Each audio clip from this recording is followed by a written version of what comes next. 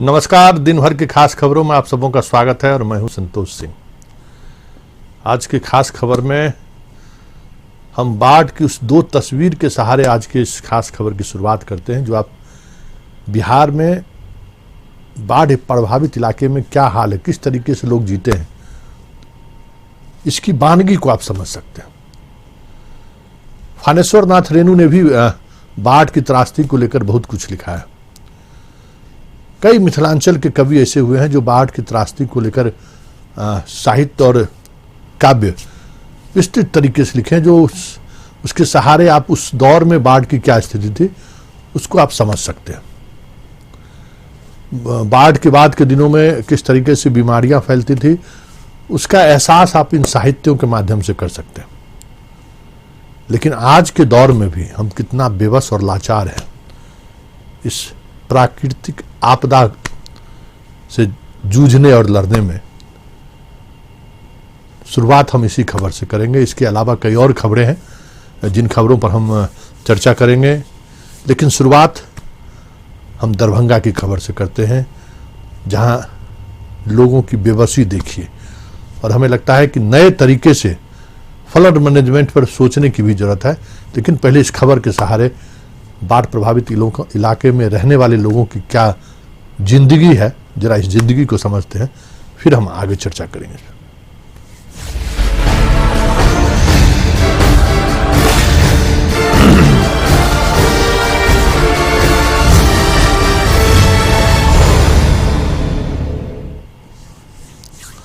Break. ये है जिंदगानी। जी हां, क्या है जिंदगानी? हम दो तस्वीरें आपको दिखा रहे हैं बाढ़ प्रभावित इलाके की। उस तस्वीर के सहारे आप देखिए कि हम 21वीं सदी में हर समस्याओं को लेकर अपने एक तरह की चीजें सामने लाते हैं, लेकिन बाढ़ से आज भी हम किस तरीके से जूझ रहे हैं। हमारी पहली तस्वीर है जहां शादी, नाव पे शादी हो रही है। मोतिहारी की ये खबर है। आपने देखी होगी सोशल मीडिया में काफी इसको हाइप मिला था कि देखिए किस तरीके से बिहार में शादियां हो रही हैं बाढ़ प्रभावित इलाके में। ठीक उसके बगल में दूसरी तस्वीर है, बाढ़ प्रभावित इलाके में 1 इंच जगह भी अब नहीं बचा है जहां लोगों का अंतिम संस्कार हो सके। तो ये जिंदगानी है हमारी बाढ़ प्रभावित इलाके में। हम कैसे जी रहे हैं इस 21वीं सदी में। बड़ी बड़ी बातें हम करते हैं, लेकिन बाढ़ से आजादी के इतने दिनों बाद भी समाधान क्या हो सकता है? तटबंध बनता गया, बाढ़ की स्थिति बिगड़ती चली गई। एक दौर था जब हम आके कुशेश्वर स्थान में सारी चीजें, सारी नदियां को लोग छोड़ दिए तो महीनों पानी में डूबा रहता था। नाव ही जिंदगी का एक हिस्सा बन चुका था, लेकिन आज भी वो स्थिति है। तो जरा देखिए कि किस तरीके से उस इलाके में आज वहां पे हमारे जल संसाधन मंत्री संजय झा गए हुए हैं बाढ़ प्रभावित इलाके का दौरा करने। वो बाढ़ प्रभावित इलाका नहीं है, वो इलाका, उस इलाके को आप देखकर समझ सकते हैं कि फ्लड मैनेजमेंट का जो तरीका हमने अपनाया है उससे कितना बड़ा नुकसान हो रहा है पर्यावरण को, प्रकृति को। लाखों लाख एकड़ जमीन किस तरीके से जलमग्न रहता है 5 से 6 महीने तक, ये चीज आप देख सकते हैं। तो जरा पहले ये देखिए कि बेबसी देखिए और लाचारी देखिए कि अंतिम संस्कार एक दादी या माँ के निधन होने पर लोग किस तरीके से अंतिम यात्रा में निकल रहे हैं। जरा इस विजुअल के माध्यम से हम दिखाने की ये कोशिश करेंगे कि किस तरीके से ये स्थिति बनी हुई है। जरा आप भी देखिए और परिजनों का क्या करना है जरा आप भी सुनिए। लेकिन पहले तस्वीर के सहारे सुनिए कि किस तरीके से अंतिम संस्कार के लिए नाव पर ले जाया गया और नाव पे ही अंतिम संस्कार हो रहा है। जरा वो देखिए, फिर लोगों का क्या कहना है ये भी हम आपको सुनाएंगे। देख लीजिए किस तरीके से दोनों ओर से नाव लगाया गया है और उसके बाद उसमें डेड बॉडी को रखा गया है। ये एक आपको लग रहा होगा कि ये क्या हो रहा है। इस तरह से दाह संस्कार की तो विधि तो नहीं है अपने यहाँ, लेकिन किस तकनीक, ये ग्रामीण तकनीक है, तकनीक ही कह सकते हैं कि इस दौर में भी जब 1 इंच जगह नहीं बचा हुआ है बाढ़ प्रभावित इलाके में, लेकिन मौत तो होनी ही होनी है। ऐसे स्थिति में हम दाह संस्कार कैसे करें, जरा सुनिए वहां के स्थानीय लोगों का क्या कहना है। उम्र 90 वर्ष प्लस था और उनका तबीयत सही नहीं रहते थे, अंतुगत उनका निधन हो गए। यहाँ समस्या खड़ा हुआ अंतिम संस्कार का। हर साल आवे छे, 3 महीना 4 महीना रहे छे, बहुत तकलीफ है छे। और कल हमार दादाजी डेड करखिन, ओकरा जलवे के लिए बहुत तरह के दिक्कत होले। हम लोग 8 गो बांस के खम्हा पानी के अंदर गाड़ करके और ओई के ऊपर कोठी रख के अपना दादाजी के अंतिम संस्कार अच्छी तरह से,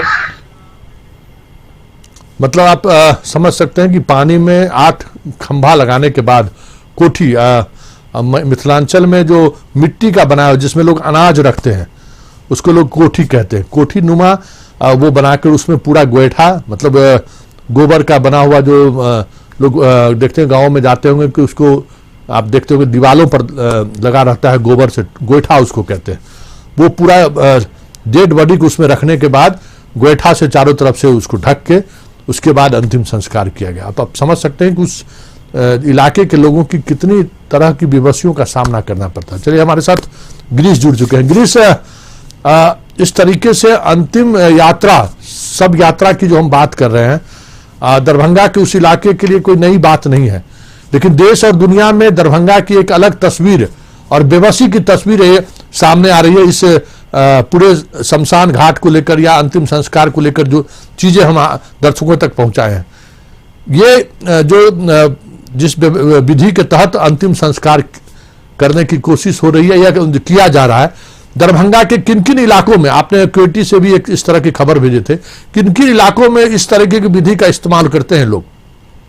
जी देखिए, दरभंगा के जो है कई ऐसे प्रखंड है, कई ऐसे गांव हैं जहां बाढ़ के पानी में डूबा रहता है। कुशेश्वर स्थान की बात करें तो कुशेश्वर स्थान पे अमूमन साल के हर एक 3 से 4 महीना इसी तरह जलमग्न रहता है। तो जब लोगों की मौत होती है तब लोग इसी तरह से कोई जुगाड़ टेक्नोलॉजी के तहत अपने परिजन का जो है सबको तो दाह संस्कार करते हैं और उसके बाद अभी ये लोग दाह संस्कार कर पाते हैं। जी चलिए, गिरीश हमारे साथ दरभंगा से जुड़े हुए थे। मतलब ये कि आप बेबसी समझिए, लाचारी समझिए कि कोठी में एक मतलब ये अगर बाढ़ प्रभावित इलाके की अगर हम बात करें, एक तरफ शादी नाव पे, दूसरी तरफ नाव पे अंतिम संस्कार, ये 2 चीजें, 2 तस्वीर हमने आपको बिहार की बेबसी और लाचारी की तस्वीर हमने आपको दिखाई है। और तस्वीर के सहारे आप चीजों को समझ सकते हैं कि आजादी के इतने दिनों बाद भी हम कहाँ थे और कहाँ पहुंचे हैं,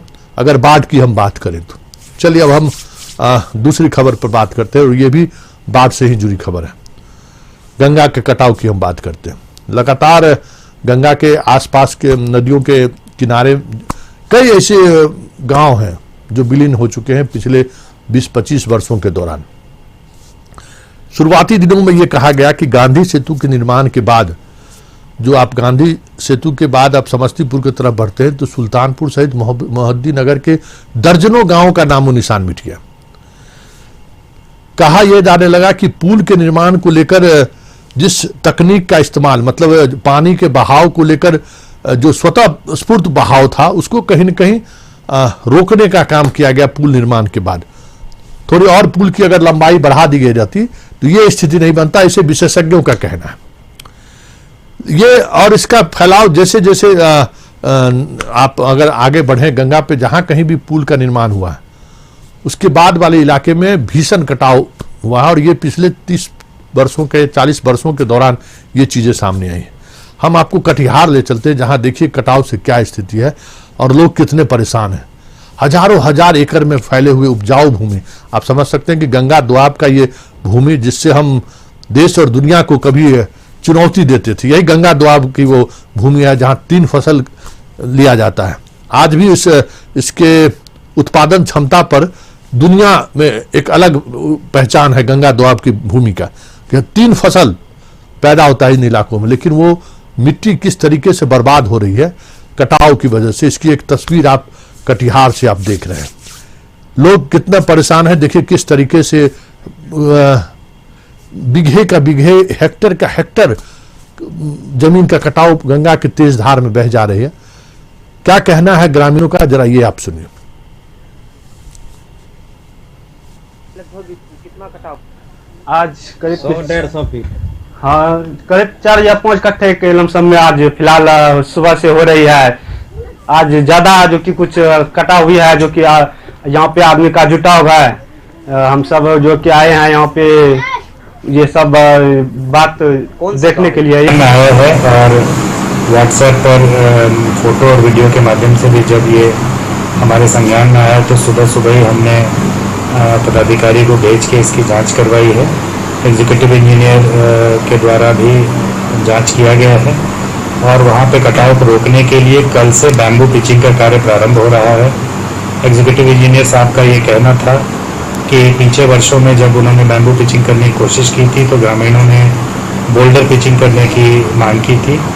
मेरे द्वारा ये निर्देश दिया गया है कि बैम्बू पिचिंग का कार्य तत्काल किया जाए, और उसके बाद अगर बोल्डर पिचिंग की कार्य भी आवश्यक होती है तो उसे भी कराया जाए।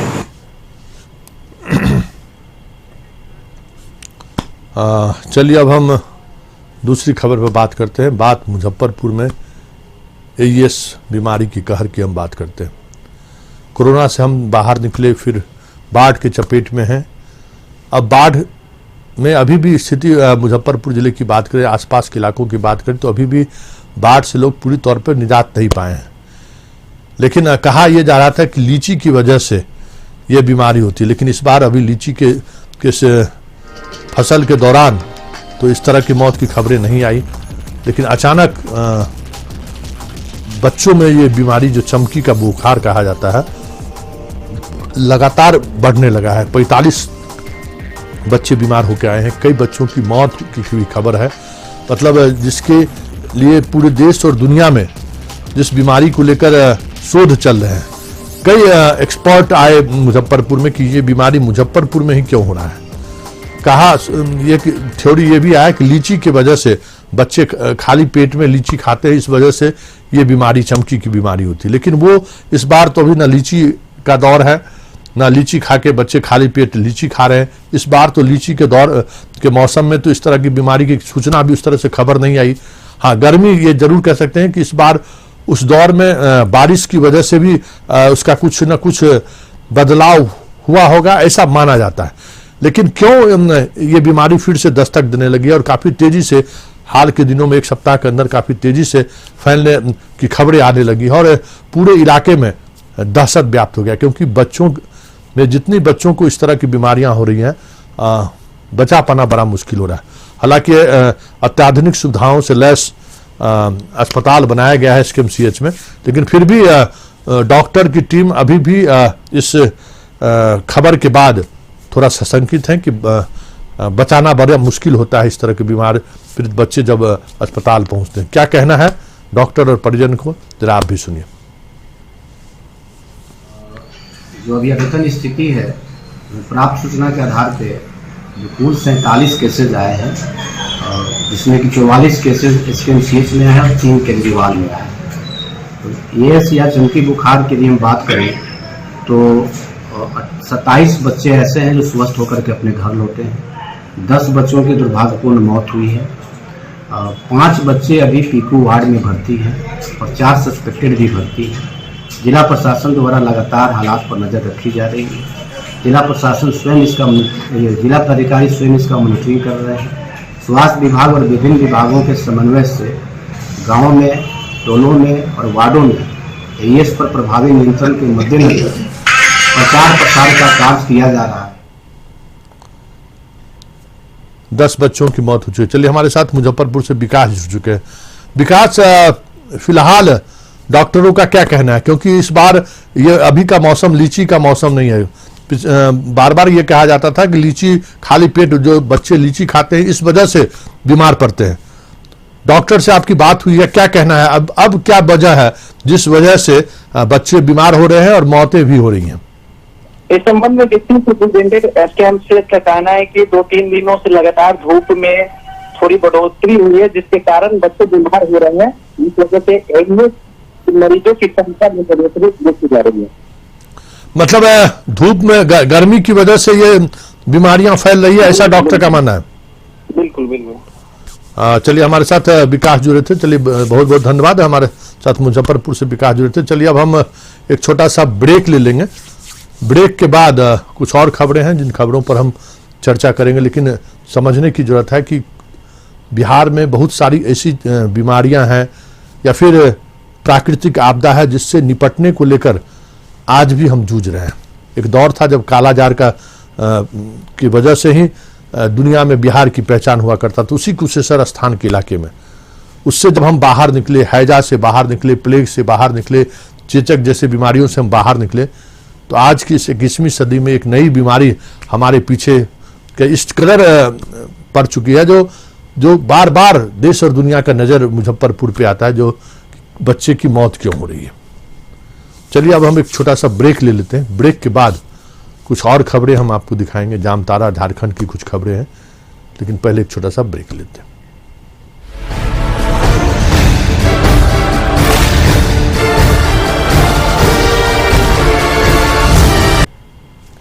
ब्रेक के बाद एक बार फिर से स्वागत है और हम आपको जामताड़ा से ये खबर दिखा रहे हैं। हालांकि जामताड़ा की पहचान देश में और देश ही नहीं दुनिया में साइबर क्राइम को लेकर है। मतलब जामताड़ा की स्थिति यह है कि प्रतिदिन पूरे देश के किसी न किसी थाने की पुलिस जामताड़ा जरूर पहुंची जाती है। मतलब ये स्थिति है साइबर क्राइम का, और इस हद तक साइबर क्राइम जामताड़ा के में हो रही है कि उसकी वजह से पुलिस, जामताड़ा की जो पुलिस है, इसी साइबर क्राइम को ही संभालने में, मतलब क्राइम तो कहीं बाहर होता है लेकिन क्राइम करने का लोकेशन हमेशा जामताड़ा होता है। एक पूरा गांव है जिस गांव का हर नौजवान इस काम में लगा हुआ है। लेकिन आज हम जामताड़ा की एक दूसरी खबर दिखा रहे हैं कि लॉकडाउन से प्रभावित 4 दोस्त गांव लौटते हैं, और जब वो गांव लौटते हैं तो वो उनके सामने कोई विकल्प नहीं था कि हम करें तो करें क्या।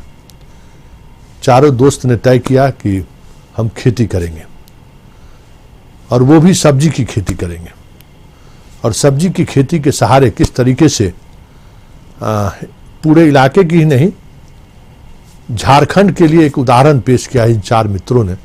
जरा आप भी देखिए कि जो अनुमान लगा रहे हैं ये, और जो ये कह रहे हैं कि 2 लाख से अधिक की सब्जी वो बेच चुके हैं, और चारों दोस्त पूरे परिवार के साथ इस काम में लगे हुए हैं।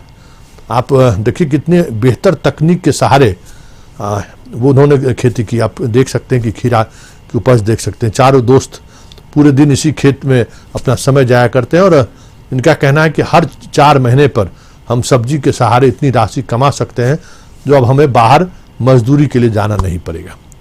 तो ये एक बदलाव का संकेत है।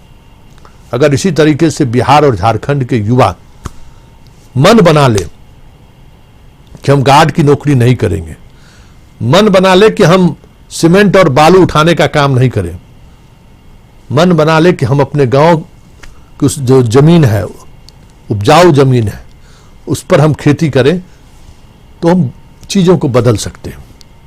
जो बाहर आइसक्रीम खाने की जो आदत पड़ गई है, बाहर एंड्रॉयड फ़ोन पर दोस्तों से बात करने की जो आदत पड़ गई है, कहीं न कहीं हमारे अंदर जो मेहनत कश वाली जो एक छवि रही है, या हमारे अंदर जो मेहनत कश वाली जो प्रवृत्ति रही है, उस प्रवृत्ति को हम गांव में लगाने के बजाय हम शहर जा रहे हैं और गांव सूना हो रहा है।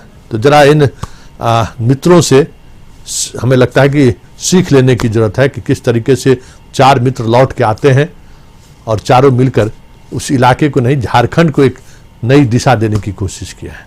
जरा सुनिए वो मित्र क्या कह रहे हैं, कुछ प्रेरणा लीजिए। हम बिहार के और झारखंड के युवा को भी इस 4 मित्रों से सीख लेने की जरूरत है, प्रेरणा लेने की जरूरत है। वो जमीन मिला हम लोगों को लगभग 7 एकड़ का, तो वो इतना पथरीली था जो कि उसमें घास भी नहीं उग रहा था पहले। और जब हम लोग देखें कि चलो भाई इसी में खेती करेंगे, इसको जुताई करके हम लोग इस तरह से बनाए मिट्टी और इसमें लगाए सब्जी, इस तरह फल हुआ है कि देखने लायक है। पूंजी के अभाव में वो लोग बोल रहा था जो शॉर्ट पीरियड में कम समय में कौन फसल अच्छा लागत देगा, तो हम उन किसानों को बरबट्टी और खीरा का खेती करने का ये सलाह दिए और लगभग आज 35-40 दिन का फसल हो गया है और उम्मीद करते हैं कि वो 60-65 दिन में उन लोग का कम से कम 1.5 से 2 लाख रुपया का इनकम।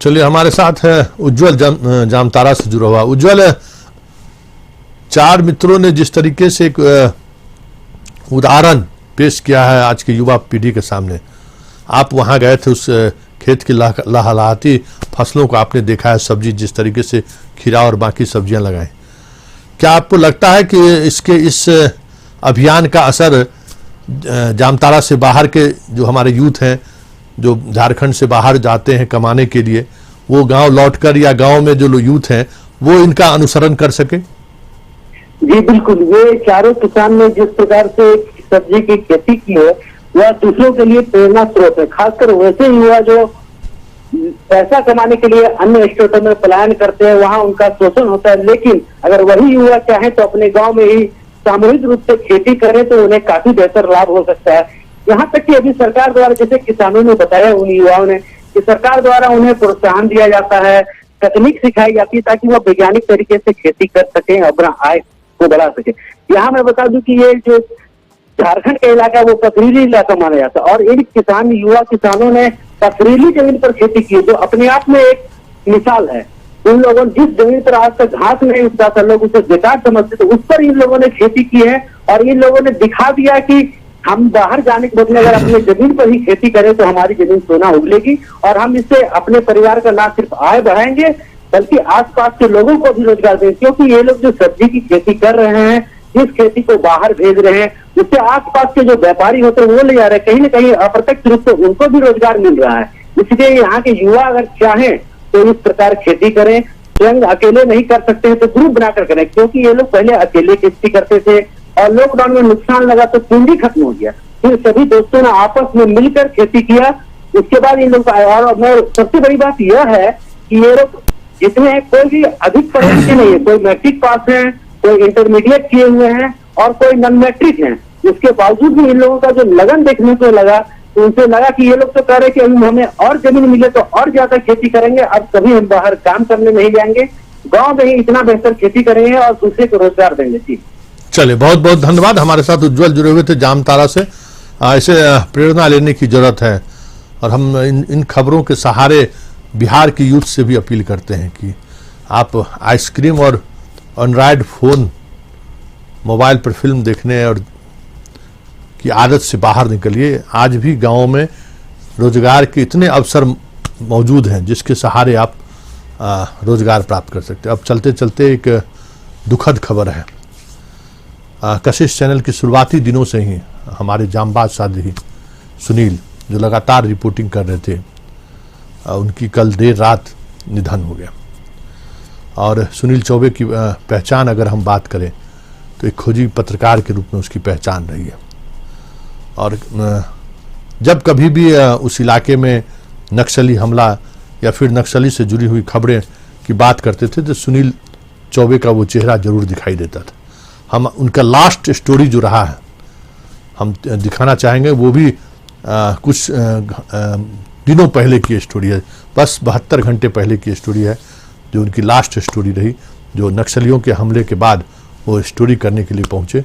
जरा उस स्टोरी को हम देखते हैं, उसके बाद फिर हम सुनील के यादों में कुछ चीज़ें और हम आपको बताएंगे कि एक पत्रकार के साथ दुनिया से भले वो आज चले गए लेकिन बहुत सारी चीज़ें वो ऐसी छोड़ कर जाते हैं जो पत्रकारिता से जुड़े हुए लोगों के लिए एक प्रेरणा का काम करता है। जरा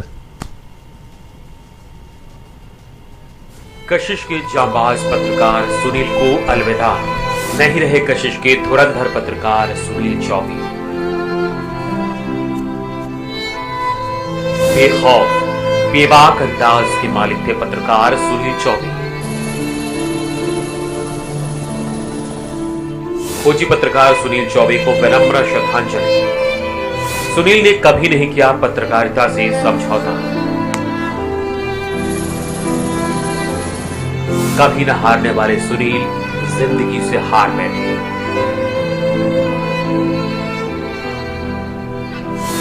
सफर मंजिल से पहले सुनील ने ले ली आखिरी सांसें।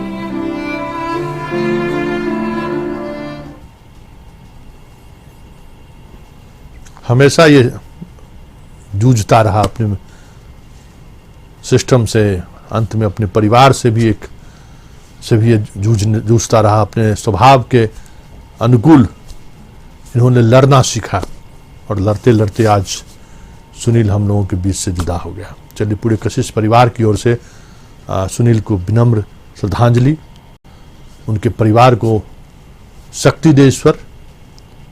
और कहीं न कहीं सुनील आज इन चीज़ों को महसूस कर रहा होगा कि कशिश पूरा परिवार उनके साथ खड़ा है और कशिश के साथ जो उनका सफ़र रहा है, उन्होंने उस सफ़र के दौरान जिस अंदाज में जांबाज तरीके से पत्रकारिता की है, हम तमाम कशिश परिवार से जुड़े हुए साथियों की श्रद्धांजलि यही होगी कि सुनील के उस अभियान को रुकने न दें।